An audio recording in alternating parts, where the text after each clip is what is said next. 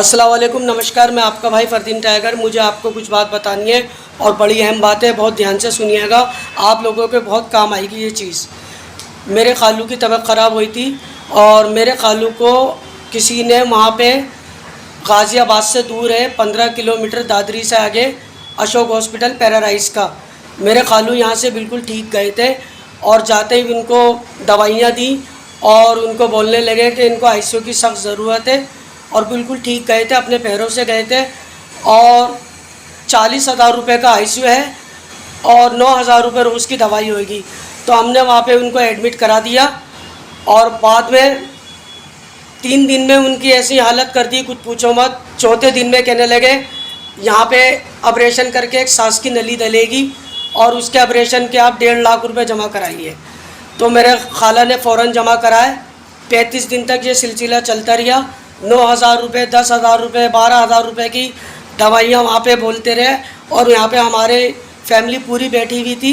पूरे 35 दिन से मेरे भाई और मेरे बहनोई सब आना जाना कर रहे थे, गाड़ियों पे, कोई कारों में, और सब आते थे जाते थे और उनके मिलने वाले भी सब आते थे। तो हमें कैसे पता लगा वो मैं आपको बताता हूँ। जैसे ही 9,000 रुपये मेरी खाला ने दिए और उनकी जो बड़ी बहन है सलमा बाजी, उन्होंने फ़ौरन पैसे दिए 9,000 रुपये दवाई के। तो ये 35 दिन से सिलसिला चल लिया था। 16-17 लाख रुपए उनके वहाँ पे लग गए।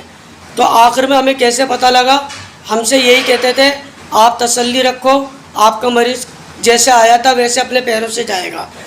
तो मेरी खाला ने 9,000 रुपये दवाई के लगातार दे रही थी। 9, 10, 11 ऐसे दवाइयाँ आ रही थी।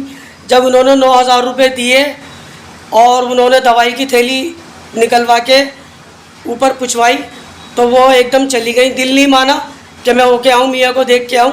जैसे ही वो ऊपर चढ़ी तो वो दवाई की पर्ची ले ली और वो रख लिया और 15 मिनट बाद वो बेचारी वहीं आईसीयू के बाहर बैठी हुई, वही थैली थी, वही सब कुछ था। 15 मिनट बाद जहाँ से नीचे से दवाई ली और वो वापस दे दी।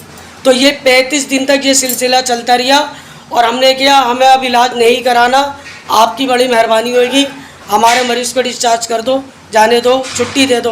तो नहीं दी। फुल गुंडागर्दी चल रही है, चाहे हिंदू हो, चाहे मुसलमान हो, सिख हो, ईसाई हो, कहीं पर भी ले जाना, लेकिन अशोक हॉस्पिटल बम्बावड़ में कभी भी मत लेके जाना।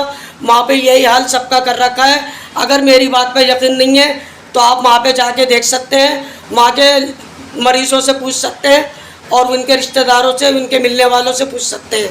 तो मेरी आप लोगों से गुजारिश है, अभी मैं मीडिया वालों को भी बुलाऊंगा और सारी बातें मीडिया वालों को मेरे घर वाले बताएंगे। और दूसरी बात, मैं इलाके के जितने भी डॉक्टर हैं उनसे भी कहना चाहता हूँ, अगर आपने अपनी पर्ची पे, अपने लेटर पे वहाँ पे किसी को भेजा तो मैं आपके लाइसेंस कैंसिल करा दूँगा। मेरी बात को मजाक मत समझना, मैं सच कहता हूँ। चाहे आम आदमी पार्टी है, चाहे कांग्रेस है, चाहे बीजेपी है, लेकिन मेरे ताल्लुकात सबसे हैं। मेरा एक सेकुलर मामला है। तो मैं उन लोगों से कहना चाहता हूँ कि मेरे भाइयों, किसी के कहने में मत आना। इन्होंने वहाँ के हर जगह अपने डॉक्टरों को पर्चियाँ दे रखी हैं कि आप यहाँ पे मरीज़ भेजो, आपकी फ़ाइल बनेगी। फ़ाइल का कोड नंबर क्या है? जनवाड़ फाइल बनेगी। ये मैं पालिका से भी सुनता हुआ आ रहा हूँ, मैंने पालिका में भी काम करा है।